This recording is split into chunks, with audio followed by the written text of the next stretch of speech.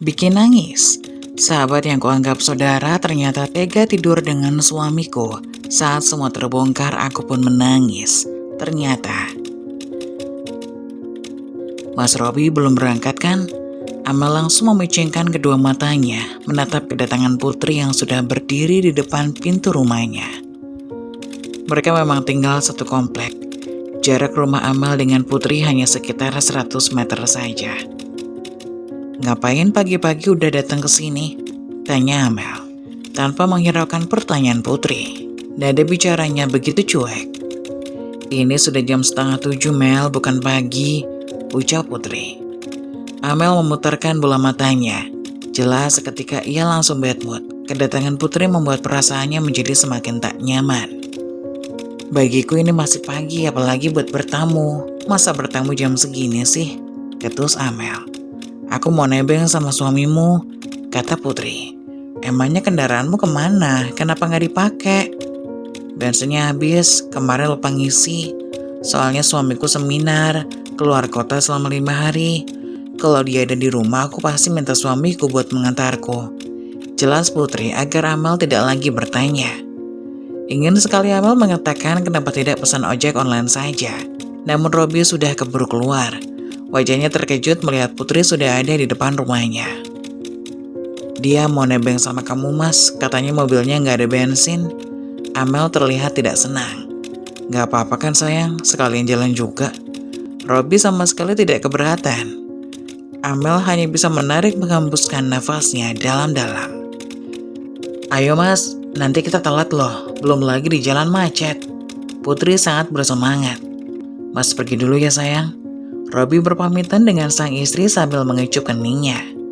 Amel hanya bisa mengangguk sambil mencium punggung tangan suaminya dengan taksim. Setelah mobil yang dikendarai suaminya dan Putri sahabatnya, perasaan Amel menjadi tak nyaman. Sikap Robi tetap seperti biasa, tidak ada yang berubah. Begitu juga dengan sikap Robi kepada Putri, biasa saja, tidak ada yang aneh. Karena dari dulu mereka sudah bersahabat sejak lama, sampai-sampai merasa seperti saudara kandung. Semenjak pacaran juga mereka sering double date bersama. Tapi kenapa perasaannya merasakan seperti ada something antara suaminya dan sahabatnya itu? Mungkin ini hanya perasaanku saja, karena sudah menjelang waktunya datang bulan, makanya jadi sensitif, ucap Amel dalam hati seraya menghibur diri sendiri agar pikirannya tidak semakin kacau. Putri dan Robi memang bekerja di sebuah kantor yang sama. Jadi kalau Amel keberatan jika Putri mau nebeng sekalian, sepertinya terlalu berlebihan. Putri bekerja di perusahaan asuransi ternama, dan bisa dikatakan asuransi paling terpercaya di daerah ini.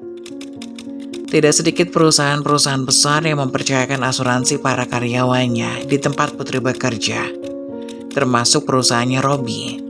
Semua itu tidak lepas dari rayuan Putri yang menjadi salah satu teknik marketing yang digunakannya. Dengan bermodus kata sahabat. "Nyah, mertua Nyonya ada di ruang tamu," lapor Mbak Susi selaku asisten rumah tangga Amel. Padahal Amel sudah siap mau berangkat ke butik tempat ia bekerja, namun sepertinya harus tertunda sebentar. Amel bekerja sebagai fashion designer, itu membuat dirinya bekerja lebih fleksibel dan tidak terpaut oleh jam kerja seperti layaknya karyawan lain. "Robi mana? Kenapa dia belum kelihatan?" tanya ibunya atau mertua dari si Amel. "Mas Robi sudah berangkat, Mah." "Gimana? Apa sudah ada hasilnya?" Amel sudah lelah dengan pertanyaan itu. Lagi-lagi hanya itu yang ibu mertuanya tanyakan. Kata Amel menggerutu dalam hati. Belum Mah." "Loh kok bisa? Ini kan udah 3 tahun loh. Robi itu anak laki-laki satu-satunya di keluarga Mama. Jadi papa Mama sangat mengharapkan keturunan langsung dari anak Mama Robi itu." "Iya Mah, Amel tahu kok. Kami juga lagi berusaha." Amel sudah bosan mendengar kalimat yang sama setiap paginya yang sudah entah berapa kali diucapkan oleh ibu mertua dari keluarganya itu. "Ajaklah Robi rumah sakit buat periksa. Biar jelas siapa di antara kalian yang memiliki masalah keturunan." Mama tidak menuduh, tapi kedua kakaknya Robi setelah menikah mereka langsung dikaruniai keturunan.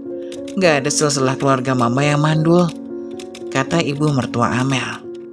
Dalam hati Amel ia berkata, apa maksud perkataan ibu mertuaku itu? Apakah ia menuduhku mandul? Amel hanya berani mengatakan itu dalam hati, bukan tipe Amel untuk belak-belakan ngomong seperti itu di depan orang lain. Apalagi itu ibu mertuanya. Ya, mama tidak menuduh kamu. Mama cuma ngomong aja. Ya sudahlah, mama cuma mau bicara itu saja. Jangan lupa ajak Robby memeriksakan diri. Kalau saja bisa tidak membuahkan hasil. Kalian kan bisa lewat jalan lain. Bayi tabung misalnya, kata ibu mertua Amel. Amel hanya tersenyum mendengar perkataan ibu mertuanya itu. Sampai ibu mertuanya pergi, Amel tidak banyak bicara selain mengatakan kata iya. Niat Amel mau pergi ke butik dan langsung bekerja sepertinya harus tertunda. Ucapan-ucapan ibu mertuanya tadi mengganggu pikiran Amel. Percuma saja kalau dipaksakan untuk menggambar desain baju yang ada hasilnya malah kacau. Butik tempat Amel bekerja letaknya berseberangan dengan gedung perkantoran milik perusahaan Robby. Jadi Amel sengaja memarkirkan kendaraannya tepat di depan butik. Dan ia hanya berjalan kaki saja ke arah tempat kerjanya suaminya itu. Apakah Pak Robby-nya ada? Tanya Amel kepada sekretaris suaminya itu. Oh, ternyata Bu Amel. Selamat pagi, Bu. Maaf, Bu, Pak Robby-nya belum datang. Amel pun bingung. Bukannya Mas Robby sudah berangkat dari 2 jam yang lalu. Kalau sekarang belum tiba di kantor, lalu kemana suaminya itu? Tanya Amel dalam hati. Yang benar, kamu yakin Pak Robby belum datang? Tanya Amel. Sekali lagi kepada sekretaris suaminya itu. Benar Bu, saya yakin. Saya baru saja masuk ke ruangannya dan meletakkan berkas di meja kerja Pak Robby. Jadi kalau beliau sudah datang, pasti saya melihatnya di ruangan. Wajah sekretaris itu menjadi serba salah. Amel pun jadi tidak enak hati. Kalimat tadi seakan menuduh bahwa sekretaris suaminya itu menyembunyikan sesuatu. Ya sudah, mungkin ada kepentingan lain. Mungkin ada kepentingan lain, jadi dia belum sampai ke kantor, kata Amel mencoba untuk mencairkan suasana yang sedikit agak tegang itu. Yang dirasa Amel jadi tidak enak. Ya sudah kalau begitu saya permisi dulu ya, kata Amel kepada sekretaris suaminya itu.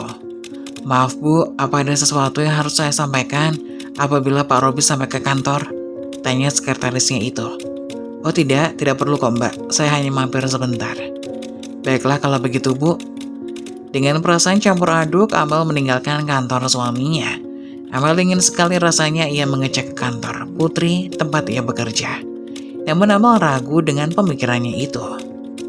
Jika memang Putri sama seperti Mas Robby belum sampai di kantor juga, lalu apa yang mereka lakukan? Sebenarnya ada apa antara Putri dan Mas Robby? Kenapa mereka berdua mencurigakan? Hati Amel terus memikirkan tentang itu.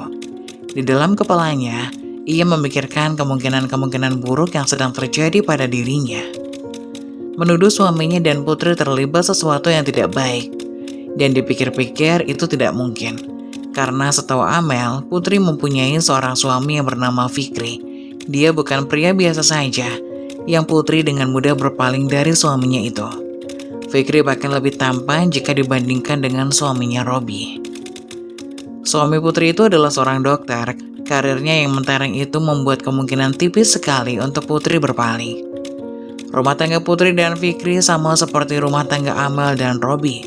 Mereka sama-sama belum mempunyai keturunan. Kalau Putri belum memiliki anak, itu karena Putri sendiri belum menginginkan untuk mempunyai keturunan. Berbeda dengan Amel. Amel sudah ingin sekali memiliki keturunan untuk menjadi seorang ibu. Namun hingga pernikahan mereka berusia 3 tahun, Amel dan Robby belum pernah sekalipun tanda-tanda akan mendapati seorang bayi. Akhirnya Amel memilih kembali ke butiknya. Ia berpikir positif saja, mungkin suaminya sedang ada keperluan sebentar di luar. Makanya dia belum sampai ke kantor. Baru saja Amel keluar dari lift, tanpa sengaja ia berpapasan dengan suaminya Robby yang hendak masuk lift. Namun anehnya ia tidak sendirian, kali ini ia bersama Putri. Keadaan itu membuat hati Amel semakin curiga dengan mereka. Terlihat mereka sedang tertawa-tawa bahagia. Bahkan Putri masih sempat memukul lengan suaminya itu dengan manja sebelum lift tertutup. Sebenarnya ada apa dengan mereka berdua? Tanya Amel dalam hati ketika melihat pemandangan itu terjadi di depan matanya. Niat Amel ingin kembali ke butik jadi urung. Bayangan sang suami tertawa bersama wanita itu terus mengusik pikirannya. Lagi pula, ngapain Putri ikut bersama suaminya? Bukankah letak kantor Putri di tempat lain dan lantainya yang berbeda? Terlalu jauh Putri menaiki lift yang berada di lift yang sama bersama suaminya itu. Amel lalu membuat panggilan pada Mas Robi. Ia ingin mengetes apa jawabannya. Panggilan dari Amel belum diangkat hingga saat Amel ingin memutuskan panggilan itu, baru suaminya mengangkat teleponnya. Ya Mel, ada apa? Kamu lagi di mana Mas? Tanya Amel pura-pura tidak tahu. Ya kayak biasa lo di kantor, emangnya di mana lagi? Jawab suaminya itu dengan nada yang sedikit agak jengkel. Apa kamu baru sampai Mas? Amel mencoba untuk bersandiwara. Mana mungkin, aku sudah dari tadi kok di sini, emangnya kenapa? Jawab suaminya dengan nada yang sedikit agak lembut.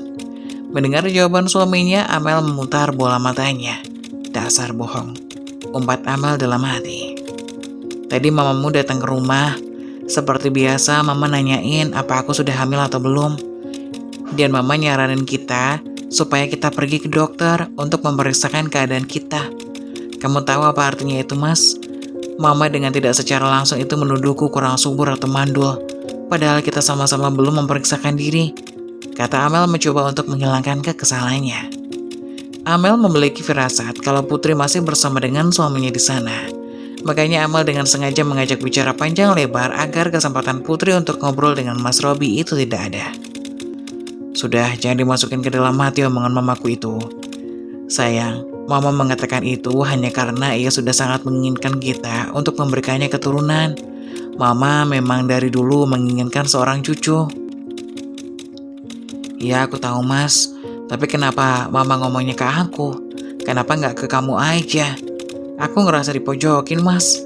Di sini kan kita nggak tahu siapa yang kurang subur, aku atau kamu. Ucap Amel sedikit agak emosi. Sudahlah, jangan marah-marah begitu. Masalah ini kita bicarakan nanti di rumah ya. Aku mau balik kerja dulu, kata Mas Robi. Itu akal-akalan suaminya saja agar hati Amel merasa tidak curiga kalau ada sesuatu antara suaminya dan Putri. Mungkin hati Amel berbunga-bunga mendengar kata manis dari suaminya itu. Namun pikiran Amel yang sedari tadi kemana-mana membuat ia muak dengan suaminya. Haruskah aku kembali ke ruangan Mas Robi? Tanya Amel pada dirinya sendiri. Daripada Amel terus-menerus menduga-duga sesuatu yang belum pasti. Akhirnya Amel pergi ke kantor suaminya tanpa memberitahunya terlebih dahulu. Saat ia keluar dari lift, jantung Amel berdetak berdebar-debar, begitu kencang. Amel takut apa yang dikhawatirkannya itu benar terjadi. Semakin mendekati ruangan suaminya, jantung Amel semakin tidak karuan. Bahkan saat kedatangan Amel, sekretaris suaminya itu terlihat langsung gugup dan buru-buru berdiri. Jika ada seseorang yang berada di ruangan suaminya, dan itu pasti si Putri. Bu Amel, kata sekretaris suaminya itu. Hus, Amel langsung memberikan kode agar sekretarisnya jangan berisik. Terus itu pun langsung diam. Ia terlihat tidak berdaya di hadapan Amel. Amel melangkah dengan cara perlahan mendekati ruangan kantor Mas Robi, agar suara sepatunya tidak terdengar. Semakin mendekati pintu ruangan, semakin kencang detak jantungnya. Sampai tubuh Amel pun sedikit agak lemas.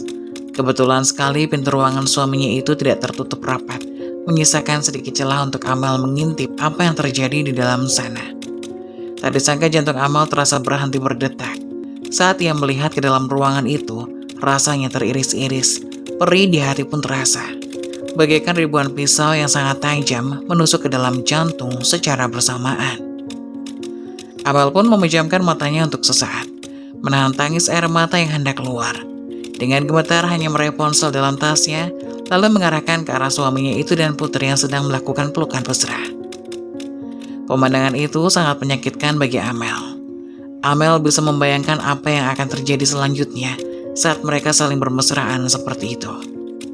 Tak kuat melihat pemandangan itu, Amel pun menutup kedua mata sambil terus mengarahkan moncong kamera handphonenya ke arah mereka. Meskipun ia berusaha sekuat mungkin, air matanya terus saja mengalir deras di pipinya. Wanita mana yang mampu melihat pemandangan ini? suaminya sedang melakukan hubungan yang tidak semestinya dengan wanita lain. Ditambah lagi, wanita itu adalah tidak lain sahabatnya sendiri yang sudah lama ia kenal dan bagaikan saudara. Setelah merasa cukup memiliki bukti, Amel pun mematikan handphonenya, menyimpannya di dalam tas, lalu ia berbalik menatap ke arah sekretaris suaminya itu. Sejak kapan mereka punya hubungan ini? Apakah wanita itu sering datang ke ruangan suamiku? Tanya Amel. Sekretaris suaminya itu pun hanya menggelengkan kepalanya dengan raut wajah penuh sesal. Ia merasa bersalah dengan Amel. Mereka sama-sama wanita, jadi sekretaris suaminya itu tahu perasaan Amel saat ini. Kamu paham kan apa yang aku rasakan? Kita sama-sama perempuan, jangan kamu menutupi kebusukan orang lain. Apa kamu tidak punya empati dengan diriku ini? Tanya Amel dengan kata-kata yang sedikit berbau rasa marah dan kecewa. Maafkan saya, Bu. Sungguh saya tidak tahu apa-apa. Saya tidak tahu hubungan antara Bu Putri dengan Pak Robi. Yang saya tahu memang Bu Putri sedikit terlihat akrab dengan Pak Robi akhir-akhir ini, kata sekretaris itu kepada Amel. Tanpa dijelaskan pun, sekretaris itu sudah tahu apa yang sedang terjadi di dalam sana. Apa yang dikatakan oleh sekretaris itu barusan sudah tidak lagi penting bagi Amel. Bagi Amel, semuanya sudah jelas. Suaminya dengan sengaja mengkhianatinya. Dengan berat hati, Amel pergi meninggalkan kantor suaminya itu dengan mencoba untuk menahan air mata di matanya. Baginya, dia tidak akan pernah menangisi seorang pengkhianat. Namun ia juga seorang wanita. Sakit masih akan dirasakan apabila seseorang yang dia cintai melakukan pengkhianatan. Apakah ini semua terjadi karena Tuhan tahu bahwasanya suamiku itu adalah seorang laki-laki yang kurang baik? Hingga akhirnya kami belum juga dikaruniai seorang anak, tanya Amel dalam hati. Amel kembali lagi ke butiknya tempat ia bekerja. Ia masuk dalam ruangannya, namun ia sadar ia tidak bisa menggambar karena pikirannya sekarang penuh dan hatinya dalam keadaan tidak baik-baik saja. Apa yang harus aku lakukan? Bertanya dalam dirinya sendiri. Apakah suami Putri tahu? Bahwasanya istrinya mengkhianati dirinya? Amel pun langsung mengambil ponsel yang ia simpan dalam tas. Amel menimbang-nimbang apakah perlu ia mengirimkan pesan kepada suami Putri itu. Halo Mas Fikri, ini saya Amel, istrinya Robi. Saya dengar Mas Fikri sedang ada di luar kota. Jika boleh tahu kapan Mas Fikri akan pulang? Pesan singkat dari Amel untuk Fikri, suami Putri. Pesannya sudah centang 2, namun belum saja kunjung dibaca. Mungkin saja Fikri masih sibuk. Setelah sudah centang biru, pertanda pesan itu sudah dibaca. Terlihat Fikri sedang mengetik dan membalas pesan dari Amel. Sebenarnya saya tidak ada di luar kota, namun bisa dibilang jaraknya cukup jauh dari rumah. Makanya saya tadi malam tidak pulang. Saya ada keperluan namun tidak lama. Paling nanti sore juga sudah pulang. Tumben sekali kamu nanya begitu, memangnya ada kabar apa? Sungguh di luar dugaan. Ternyata memang Putri pandai bermain di sini. Dasar pembohong. Wanita itu bilang suaminya seminar selama 3 hari di luar kota. Tidak tahunya cuma 1 malam. Dasar wanita sialan, umpat Amel. Maaf, apa kita bisa ketemu? Ada yang saya ingin bicarakan. Menurut saya ini sangat penting. Jika berkenan pertemuan kita itu sebelum Mas Fikri sampai di rumah. Pesan itu hanya dibaca, tidak terlihat Fikri mengetik untuk membalas pesan dari Amel. Ini tentang rumah tangga antara Mas Fikri dengan saya. Ini tentang rumah tangga antara Mas Robi dengan saya. Dan ini juga menyangkut tentang keluarga Mas Fikri dengan Putri. Amel menambahkan pesan untuk Fikri, namun pesan itu tidak kunjung dibaca. Amel semakin resah sekaligus kesal dengan keadaan ini. Bayangan dan pemandangan tentang suaminya dan wanita selingkuhannya itu kembali terlihat di pelupuk mata. Dadanya begitu sakit saat gambaran itu tiba. Sejak kapan mereka punya hubungan ini? Pertanyaan itu kembali muncul kepada dirinya sendiri. Saat sedang melamun, tiba-tiba Amel mendengar bunyi pesan masuk. Terlihat itu balasan dari Fikri. Baik Amel, kita akan bertemu di sebuah kafe yang nanti saya akan informasikan kepada kamu. Jam 5 sore aku tunggu kamu di sana ya, balas Fikri. Oke mas, saya tunggu kabar selanjutnya. Kami lalu kembali mengecek hasil rekaman itu. Ia khawatir setelah bertemu dengan suaminya Putri, rekaman itu tidak ada. Momen itu akan sangat memalukan bagi dirinya. Bisa-bisa dia akan dianggap fitnah dan menjelek-jelekan istri orang lain. Setelah mengecek semuanya, Amel pun tidak sabar menunggu jam 5 sore. Dia ingin tahu bagaimana reaksi Fikri saat melihat rekaman itu. Jam 5 sore, Amel sudah sampai di sebuah kafe yang dijanjikan oleh Fikri. Dia tidak mau terlambat dan merusak rencananya. Akan terasa tidak etis saja, sebab Amel yang mengajak Fikri bertemu. Amel mengambil tempat duduk yang kondusif jauh dari pengunjung lain dan bisa melihat suasana sekitar. Terlihat sebuah mobil berwarna putih berhenti dan keluarlah seorang pria. Fikri adalah seorang pria yang gagah dan tampan. Saat ini ia mengenakan setelan formal dengan kemeja berwarna biru. Tampilan pria itu terbilang sempurna, ditunjang dengan wajah yang tampan dan rupawan. Dalam pikiran Amel, suami seperti itu masih saja dikhianati. Sebenarnya apa yang kamu cari dari seorang Robby? Pikir Amel. Melihat kedatangan Fikri dan masuk ke dalam kafe, Amel lalu melambaikan tangan sebagai tanda posisi mereka akan duduk. Fikri langsung dapat melihat Amel lalu berjalan mendekat. Setelah ia mengambil tempat duduk di hadapan Amel. Sudah memesankan minuman untukmu, Mas? Jus alpukat kan? Tebak Amel. Fikri pun hanya tersenyum lalu mengangguk. Fikri seorang pria yang menyukai buah alpukat. Amel ingat saat itu mereka berkumpul di satu acara dan memesan jus alpukat. Sudah lama ya Mel kamu di sini? Tanya Fikri. Enggak kok Mas, baru 10 menit. Sebelumnya maaf ya Mas, kalau aku mengganggu kesibukan kamu, karena aku pikir aku tidak bisa lagi menundanya. Jujur, aku khawatir Mas Fikri akan mendapatkan keterangan palsu kalau Mas Fikri sudah sampai di rumah terlebih dahulu. Kata Amal tanpa basa-basi. Emangnya ada apa? Apa yang sedang terjadi? Tanya Fikri yang terlihat kebingungan. Maaf Mas sebelumnya, apa boleh saya bertanya sesuatu hal yang berbau pribadi? Pribadi yang mana dulu? Kalau terlalu pribadi, saya juga tidak akan menjawabnya. Saya ingin tanya Mas, apakah hubungan Mas dengan Putri baik-baik saja? Loh, kenapa memangnya? Kenapa kamu tiba-tiba bertanya tentang keharmonisan keluarga aku? Sebenarnya, apa yang ingin kamu katakan? Bukankah urusan keluargaku tidak seharusnya diketahui orang lain? Kamu adalah sahabat dari istriku. Jawab Fikri yang terlihat tidak senang, hubungan pribadinya dipertanyakan orang. Amel semakin bingung harus memulai dari mana. Suasana sedikit kacau, yang Amel kenal, Fikri adalah orang yang baik dan ramah. Namun sekarang di hadapannya Fikri bukanlah Fikri yang Amel kenal. Apakah ada sesuatu hal yang Fikri sembunyikan? Katanya kamu ingin membicarakan tentang saya, tentang kamu, Putri dan Robby. Pertanyaan ini membuat nyali Amel sedikit menciut. Begini Mas. Apakah Mas tidak merasakan sesuatu hal yang janggal tentang istri Mas? Pertanyaan ini membuat Fikri sedikit agak tegang. Dia hingga terlihat berlipat mendengar pertanyaan dari Amel. Udah jangan basa-basi lagi. Sebenarnya kamu mau ngomong apa? Jangan kebanyakan muter-muter. Kalau memang kamu ingin berbicara hal yang tidak penting seperti ini, ngapain kamu ajak saya buat ketemu? Buang-buang waktu saja. Kata Fikri sambil berdiri yang berniat meninggalkan Amel. Seketika Amel pun mencegah. Sebentar, tunggu dulu Mas, saya belum selesai bicara. Bujuk Amel kepada Fikri. Sudahlah, langsung to the point saja. Apa yang ingin kamu bicarakan? Saya capek dan lelah ingin istirahat. Tegangan pun begitu terasa. Fikri yang ramah terlihat begitu emosional.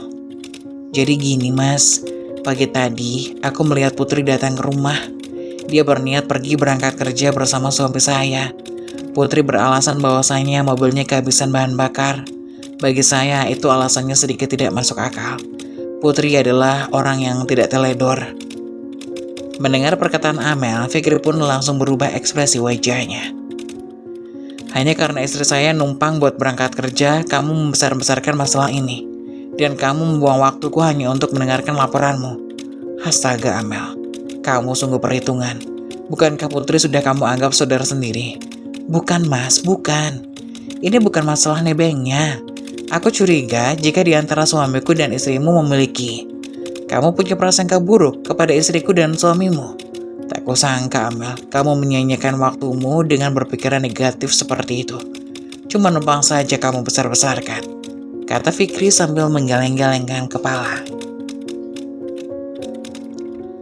Amel semakin yakin sepertinya Fikri tahu sesuatu tentang perselingkuhan suaminya dan Putri dari Fikri.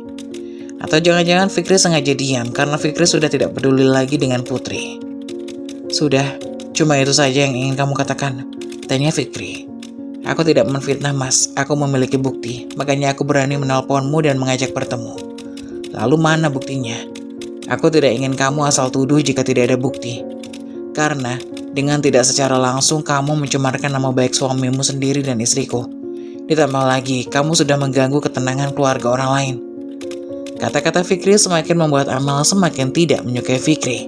Jelas-jelas istrinya itu berselingkuh, namun masih saja dibela. Apakah di mata suaminya itu Putri adalah seorang istri yang setia? Aku tidak asal tuduh mas, aku punya bukti, kamu bisa lihat sendiri. Amal langsung menyodorkan handphonenya untuk memperlihatkan hasil rekaman video. Adegan Putri dan Robby berselingkuh dan bermesraan di dalam kantor. Wajah Fikri langsung terlihat merah padam karena emosi dan marah. Wajahnya, tangannya mengepal. Andai saja handphone itu terbuat dari material yang lunak, pasti sudah hancur di tangan Mas Fikri. Kurang ajar. Bisa-bisanya mereka melakukan ini. Sungguh aku tidak terima. Aku akan membuat perhitungan kepada mereka berdua, kata Fikri setelah melihat video itu. Bagaimana tidak, harga diri seorang laki-laki, Fikri merasa diinjak-injak. Tenang dulu mas, tenang. Tidak ada gunanya jika Mas Fikri sekarang marah-marah. Apakah Mas Fikri mau reputasi Mas Fikri hancur dan Mas Fikri akan diseret ke kantor polisi atas tuduhan penganiayaan? Jadi jangan gegabah dan melakukan sesuatu hal yang merugikan Mas Fikri nanti. Lagian, Mas, asal tahu saja, Putrilah yang lebih dulu datang ke rumah dan menggoda suamiku. Mendengar perkataan itu, Fikri langsung menatap tajam ke arah Amel. Sekarang Mas pikir, Putri bukan lagi anak SMA yang dengan mudahnya dirayu oleh Mas Robby. Dan seperti yang kau bilang, Putrilah yang datang ke rumahku untuk menebeng pergi ke kantor sama Mas Robby. Jadi sekarang, Mas Fikri simpulkan saja siapa yang merayu di sini. Kita sama-sama dikhianati, Mas, kata Amel. Mendengar perkataan itu, Fikri langsung duduk dan meminum jusnya tanpa menggunakan sedotan.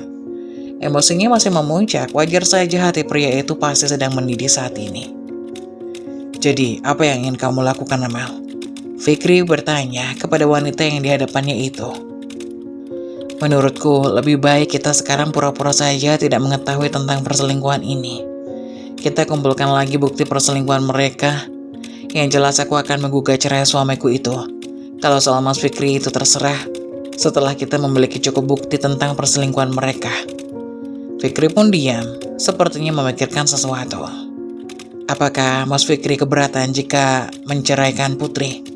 Tanya Amal dengan hati-hati. Keberatan? Yang benar saja.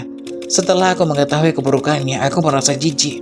Tak kusangka dia akan melakukan sejauh ini di belakangku, kata Fikri geram. Aku tidak tahu yang mereka lakukan di belakangku. Baru itu saja kita ketahui. Mungkin sudah banyak lagi hal-hal yang mereka lakukan selama perselingkuhan ini. Mas Fikri benar. Tapi mas, apakah kamu pikir hanya dengan perceraian saja semua akan impas? Setelah kita bercerai dengan pasangan kita, mereka akan bersatu kembali mas. Enak banget dong, kita yang dirugikan, kata Amel. Fikri pun menatap ke arah Amel sampai berpikir, sebenarnya apa yang Amel inginkan dari kasus ini. Mas Fikri, aku menawarkan sebuah kerjasama. Jika ini benar terjadi, aku yakin rasa sakit kita ini akan terbayar tuntas. Dan mereka akan merasakan apa yang saat ini kita rasakan. Ucap Amal sambil menatap Fikri yang terlihat kebingungan. Kerjasama apa? Bagaimana kalau setelah perceraian dan masa idahku selesai, Mas Fikri nikahi aku? Perkataan Amal pun membuat Fikri melongo mendengar ucapannya itu.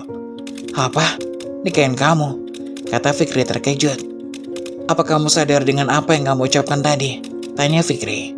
Tentu saja mas, makanya aku mengajak Mas Fikri bertemu bukan hanya ingin memperlihatkan bukti perselingkuhan itu, lalu mengajukan gugatan cerai kepada pasangan kita masing-masing. Jika hanya itu saja, buat apa aku capek-capek nemuin Mas Fikri di sini? Aku bisa lakuin itu sendiri, dan urusan Mas Fikri bukan lagi urusanku. Dan jika itu terjadi, maka mereka hanya tertawa melihatnya, tanpa merasakan rasa sakit yang kita rasakan sekarang. Aku tidak akan membiarkan itu, Mas. Aku akan membalaskan semua rasa sakitku kepada mereka. Karena dengan saat kita menikah, mereka akan merasa menyesal telah melakukan perselingkuhan itu dan melihat kita bersatu, kata Amel. Tapi apa kamu yakin dengan rencanamu itu? Tanya Fikri. Tentu saja mas, kita menikah tidak secara sebenarnya. Secara hukum kita sah sebagai suami istri, agar Mas Robi dan Putri melihatnya bukan sebagai sandiwara. Padahal di balik semua itu, kita menikah untuk membalaskan dendam kepada mereka. Juga tidak ada kontak fisik setelah pernikahan kita itu. Sampai apabila nanti di antara kita menemukan pasangan yang cocok dan sesuai, kita akan akhiri sandiwara pernikahan kita itu. Jawab Amel. Maaf Mel, aku tidak setuju dengan apa yang kamu katakan. Itu namanya mempermainkan pernikahan. Pernikahan adalah ikatan suci, aku tidak bisa mempermainkannya, kata Fikri. Mendengar perkataan Fikri, Amel pun merasa kecewa dengan jawabannya. Namun Amel sadar dia tidak bisa memaksa, itu hak Fikri. Aku belum bisa memberikan keputusan apapun padamu Mel. Seperti halnya rencanamu tadi, biarkan aku pikir-pikir dulu. Jika nanti ada sesuatu, aku akan menghubungimu, kata Fikri sebelum berpisah di kafe itu kepada Amel. Mendengar kalau Fikri akan mempertimbangkan tawarannya, Amel pun sedikit ada cahaya terang untuk bisa membalaskan sakit hatinya kepada suaminya dan sahabatnya itu. Selepas pertemuan antara Amel dan Fikri, Amel langsung pulang ke rumah. Mereka berdua pulang beriringan dengan mengendarai mobil masing-masing. Dalam benak Amel ingin tahu apakah si Putri masih nebeng dengan mobil suaminya nanti sore. Atau jangan-jangan si Putri akan pulang sendiri menggunakan taksi online. Setelah Amel membersihkan diri dan berdandan tipis seperti biasanya, Amel pun duduk di sebuah kursi yang biasanya untuk tempat ia menunggu kepulangan suaminya. Waktu mau menunjukkan pukul jam 6 lewat. Akhirnya mobil suami si Amel, Robi, memasuki pelataran rumah.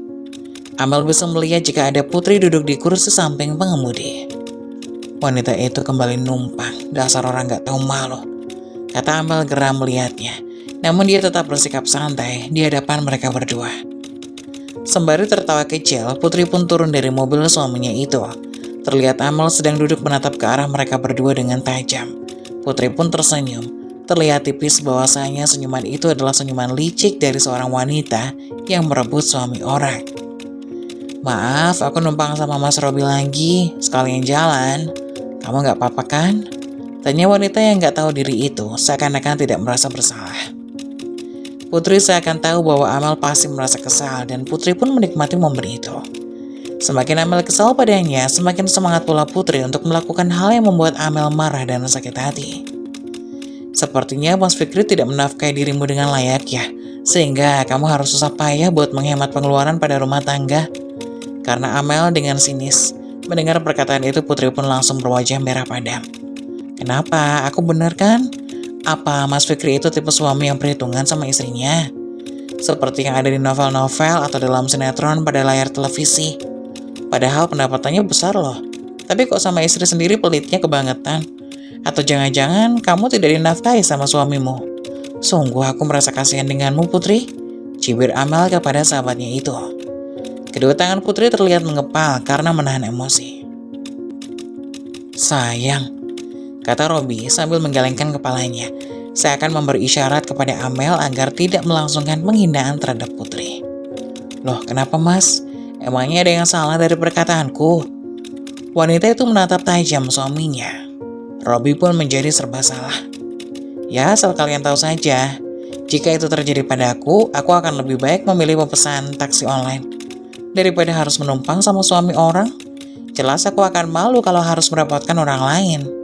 Dengan begitu aku sudah menjaga harga diriku dan suamiku dengan baik, agar orang lain tidak berpikir suamiku pelit kepada istrinya. Benar kan mas? Kata Amel berucap lembut dengan suaminya, seraya memeluk pinggang Mas Robi dengan mesra. Itu sengaja Amel lakukan di depan Putri dengan niatan untuk memanas-manasi sahabatnya itu. Padahal sejujurnya dalam hati Amel sudah tidak sudi bersentuhan dengan suaminya setelah tahu semua rahasia busuknya dengan Putri sahabatnya itu. Lihat tingkah laku istrinya itu, Robi hanya bisa senyum canggung. Ia tidak mengganggu ataupun menggeleng. Tanpa mengatakan sepatah kata pun, Putri bergegas pulang ke rumah, meninggalkan rumah Robi dan Amel dengan perasaan penuh amarah. Dasar wanita tidak punya otak. Mau-maunya ia pulang berjalan kaki hanya demi bisa bersama suami orang. Dasar wanita murahan. Umpat Amel dengan suara pelan. Kamu bicara apa sayang? Tanya Robi pada istrinya. "Oh, enggak kok mas, aku hanya bersenandung," kata Amel bohong. "Ya sudah, mandilah sana mas. Ini udah malam," kata Amel pada suaminya. "Iya, aku mau mandi dulu. Kamu udah siapkan baju untuk aku pakai?" kata Robi dengan mesra. Padahal Amel sudah muak dengan pria itu. "Iya, nanti aku siapkan ya." Robi pun langsung bergegas naik ke atas. Setelah itu Robi pun bergegas untuk segera mandi. "Kalau kamu jangan cuma mandi aja mas, kalian kamu berendam dengan air kembang, biar bau wanita murahan itu hilang dari tubuhmu," kata Amel dalam hati, sambil melihat Robi suaminya masuk ke kamar. Di lain sisi, Putri berjalan menuju rumahnya, sembari mengeluarkan sumpah serapah untuk Amel. Ia masih kesal dengan kata-katanya. Menurutnya, mulut Amel itu tidak berbeda dengan mulut ular berbisa. Putri pun terkejut melihat mobil suaminya yang biasa dipakai sudah terparkir di dalam garasi yang pintunya dibiarkan terbuka. Dengan sedikit berlari, ia segera masuk ke dalam rumah. "Mas Fikri, ternyata kamu udah pulang ya?" teriak Putri mencari keberadaan suaminya itu. Bukannya mengucapkan salam, wanita itu bahkan teriak seperti di dalam hutan. "Sudah," jawab si Fikri yang suaranya muncul dari arah dapur. "Ada apa dengan mobilmu? Apa ada masalah dengan mesinnya?" tanya Fikri yang terkesan biasa saja dengan keadaan itu. Tidak kok mas, aku sedang malas saja buat nyetir hari ini," jawab Putri dengan penuh alasan. "Lalu kamu ke kantor naik apa? Pesan taksi? Kenapa kamu tidak menghubungi aku? Siapa tahu aku bisa jemput." Putri pun tertawa canggung saat mendengarkan suaminya itu. "Bukan begitu mas, aku tidak tahu kalau kamu udah pulang. Aku pikir kamu pulangnya larut malam. Makanya aku nggak mau nelpon dan minta jemput kamu," dusta Putri kepada suaminya. Fikri pun pura-pura mengiyakan alasan istrinya. "Lalu, jika kamu menggunakan taksi, kenapa kamu berkeringat? Memangnya AC-nya tidak nyala?" tanya Fikri kepada istrinya itu, yang sedari tadi terlihat ngos-ngosan dan berkeringat. Iya nih mas, tadinya aku mau protes sama Pak Sopir, tapi aku nggak tega karena sopirnya udah tua. Ya udah aku diam aja, walaupun badanku berasa kepanasan di dalam mobil." Sekali lagi, Putri mengatakan kebohongan-kebohongan untuk menutupi semua kesalahannya, agar suaminya tidak curiga dengan perbuatannya hari ini. Karena suami Putri itu tidak mungkin bertanya kepada Amal dan Robi. Putri tahu pasti tipe suaminya itu. Ia adalah tipe orang yang tidak suka membesar-besarkan sebuah masalah yang tidak penting. "Mas, apakah aku boleh minta air minumnya? Aku haus. Minum bekas Mas Fikri kan gelas itu ya?" pinta Putri manja kepada suaminya itu, yang dari tadi memegang botol minuman air mineral. "Memangnya kenapa kalau ini bekas aku? Apakah kamu sudah tidak mau lagi minum bekas dari suamimu itu?" tanya Fikri yang mulai tersinggung dengan perkataan istrinya. "Bukan gitu mas, maksudku Mas Fikri kan nginep di luar tadi," kata Putri yang tidak meneruskan ucapannya. Ia justru berjalan ke belakang mengambil air mineral di dalam lemari pendingin. Fikri pun membuntutinya. "Putri, kamu nuduh aku berbuat nakal saat nginep di luar. Apa itu maksudmu?" tanya Fikri. "Ya nggak gitu juga maksudku mas, tapi kan, halah sudahlah. Bilang saja kamu nuduh aku kalau aku nggak setia bermain di luar sana saat aku pergi bekerja. Sungguh picik kamu Put. Baru saja 1 malam aku menginap di luar, kamu sudah tidak mau berbagi minum dengan suamimu itu karena jijik." Terlihat sedikit agak marah di sana. Keadaan ini membuat Putri serba salah. Dalam benak Putri, barusan ia mengecup bibir Robi. Rasanya aneh saja apabila ini bibirnya dibagikan kepada suaminya. Hingga akhirnya Putri pun bingung harus beralasan apa. Putri hanya diam saja karena ia takut salah bicara. Fikri pun tidak mau mendengar pembelaan dari istrinya itu. Ia langsung berbalik dan melangkah menjauhi istrinya. Putri terus memanggil nama Fikri yang perlahan meninggalkannya. Namun Fikri tetap acuh, pura-pura tidak mendengar. Fikri berjalan menuju teras rumah. Ia mengeluarkan handphonenya dari saku celana. Ia melihat pesan dari Amel. Amel memberi informasi bahwa Putri pulang bersama Mas Robi. Fikri sengaja tidak membunyikan handphonenya saat menerima telepon atau pesan dari orang lain agar istrinya tidak curiga. Setelah membalas pesan dari Amel, Fikri pun lalu masuk ke rumah. Suasana di rumah Amel begitu canggung. Amel sengaja menghindar dari suaminya Robi hingga malam datang. Saat mereka tidur pun Amel mencoba untuk jaga jarak dengan pria itu.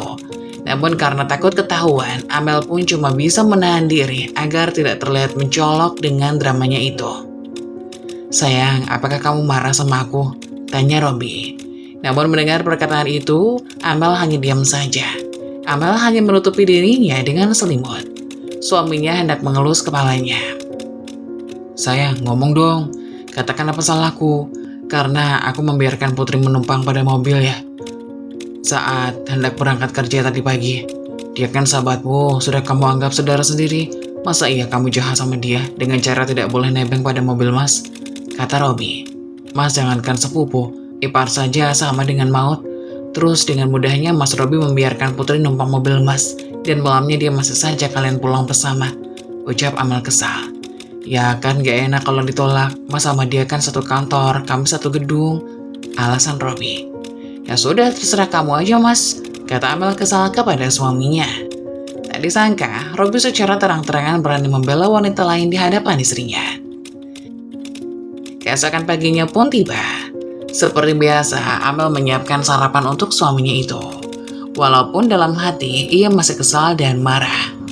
Namun demi rencananya bersama Fikri untuk mencari bukti lebih kuat lagi atas perselingkuhan suaminya dengan Putri, Amel harus rela bersabar. "Pagi sayang, sepertinya sarapan kali ini enak. Terima kasih ya sayang," senyum Robby kepada Amel. Amel pun cuma membalas senyumannya tanpa sepatah kata pun. Robby beranggapan istrinya masih marah atas kejadian kemarin. Hingga akhirnya Robby pun berangkat kerja. Kali ini ia berangkat sendiri. Putri tidak datang untuk menebeng. Amel mendapatkan pesan singkat dari Fikri bahwasanya ia ingin bertemu dengan Amel untuk membicarakan rencana mereka. Mereka berjanji bertemu di sebuah mall yang tidak jauh dari tempat kerja Amel. Setelah Robby berangkat, Amel pun segera menuju mall itu. Setelah sampai di sana, ternyata Fikri sudah menunggunya di sebuah tempat makan. "Ada apa Mas Fikri? Ada info apa kali ini?" tanya Amel langsung to the point. Karena Amel sudah was-was ada sesuatu hal yang ingin dikatakan Mas Fikri yang bersifat penting. "Jadi gini Mel, tentang rencana kita kemarin. Tentang rencanamu setelah bercerai dengan suamimu lalu menikah denganku." "Iya Mas, gimana? Apakah Mas sudah memikirkan matang-matang?" tanya Amel. "Iya Mel, aku udah memikirkan semua itu. Keputusanku tetap sama. Aku tidak ingin mempermainkan ikatan suci pernikahan demi balas dendam. Aku tahu rasa sakitku dan kamu setelah diselingkuhi oleh pasangan. Itu pastilah sangat sakit dan jelas akan meninggalkan sebuah dendam.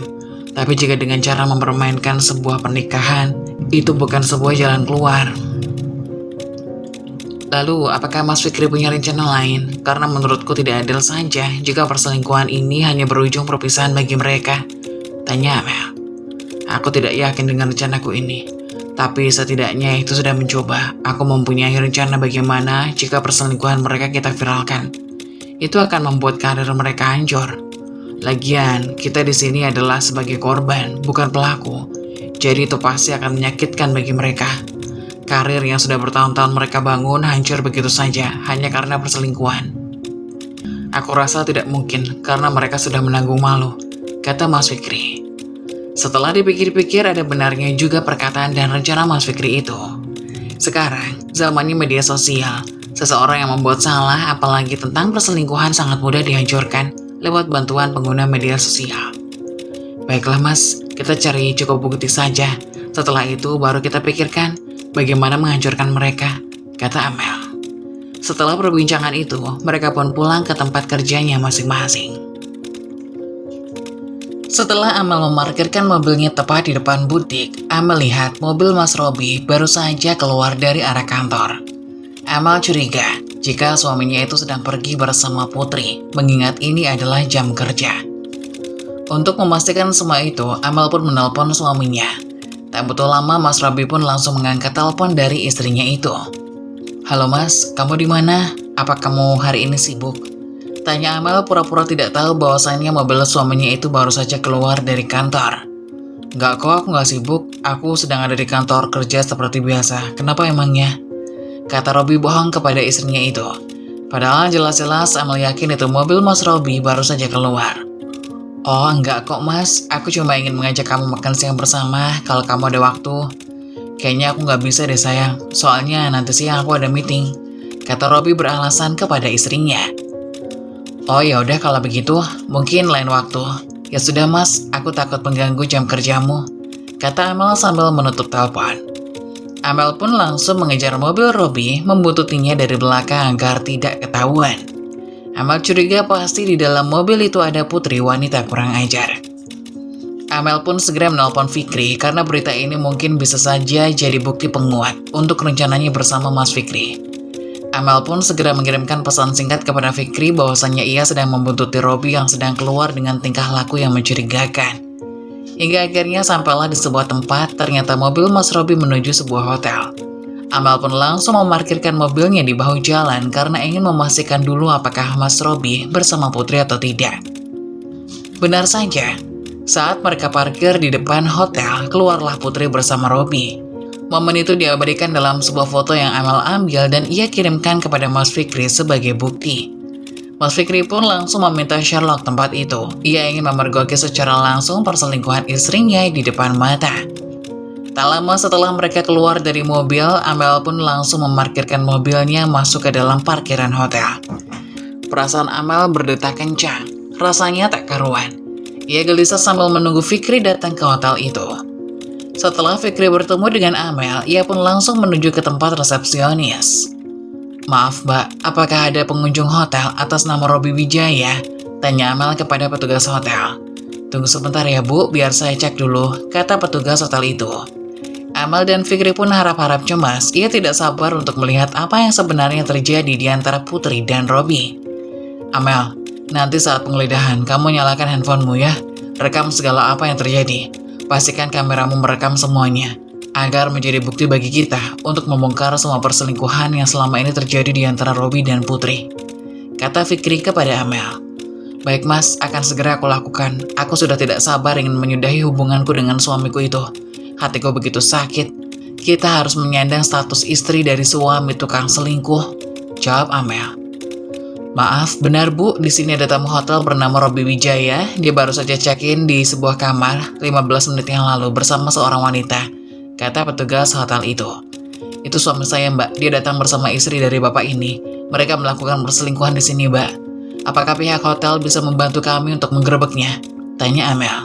Maaf bu, kami tidak bisa melakukan itu karena kami takut akan merusak nama baik hotel. Apa maksud kamu mbak? Jelas-jelas ini salah. Apa pihak hotel ingin menyembunyikan kasus perselingkuhan? Kalau pihak hotel tidak membantu, kami akan viralkan hotel ini dengan dasar menyembunyikan pasangan yang sedang berselingkuh, ancam Fikri kepada karyawan hotel itu. Baik, tunggu sebentar Pak Bu, biar kami laporkan dulu kepada atasan perihal hal ini. Setelah menunggu beberapa lama, akhirnya ada atasan dari kantor yang menemui Amel dan Fikri. Baik, akan kami bantu untuk membuka kamar atas nama Robby Wijaya, tapi dengan catatan saya tidak mau ada keributan di hotel kami. Dan kami minta jangan bawa nama hotel kami dalam urusan keluarga kalian, kata atasan hotel itu. Setelah kesepakatan disetujui, mereka pun langsung menuju kamar hotel tempat Robby dan Putri melakukan perselingkuhan. Diketuklah pintu kamar itu namun tidak ada sahutan. Hingga akhirnya mereka geram dan terpaksa membuka pintu menggunakan kunci cadangan dari pihak hotel. Setelah pintu terbuka, pemandangan yang mengejutkan pun terlihat di sana. Kamera handphone Amelia dari tadi menyala merekam semuanya. Terlihat dua orang yang bukan murim berada dalam satu kamar menggunakan pakaian yang minim. Astaga, Mas Robby, apa yang kamu lakukan dengan Putri di sini? Teriak Amel. Dengan perasaan geram, Fikri pun langsung menuju pria itu yang langsung memukul Robby satu kali. Kurang ajar kamu, Rob. Tak kusangka kamu sebusuk ini, kata Fikri yang sudah tidak bisa lagi menahan emosi. Sabar mas, sabar, hentikan. Aku bisa jelaskan semua ini mas, kata Putri sambil memegang sebuah selimut untuk menutupi badannya. Plak, tampar Fikri kepada istrinya. Apa yang ingin kamu katakan, dasar wanita jalang?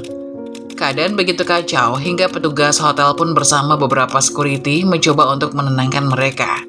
Hingga akhirnya dirasa sudah cukup bukti, Amel dan Fikri pun segera meninggalkan tempat itu. Derai tangis air mata pun tidak bisa ditahan lagi oleh Amel. Kini keluarganya hancur, persahabatannya pun hancur. Sahabat dan pria yang selama ini menemani keluarganya tak disangka begitu tega menghancurkan kebahagiaan dan cinta suci Amel. Mereka memutuskan untuk bercerai karena tidak ada lagi yang bisa dipertahankan dari pernikahan Amel dan Robby maupun pernikahan Fikri dan Putri. Setelah resmi bercerai, video itu pun yang viral di media sosial setelah Amel mempostingnya. Seperti dugaan Fikri, karir Putri dan Robby pun hancur. Perusahaan mereka pun kian lama kian bangkrut karena kasus perselingkuhan mereka. Semua ini adalah hasil dari apa yang Robby dan Putri tanam. Kehancuran akan mendekati bagi mereka yang berniat jahat dan tega merebut kebahagiaan orang lain demi kebahagiaannya pribadi.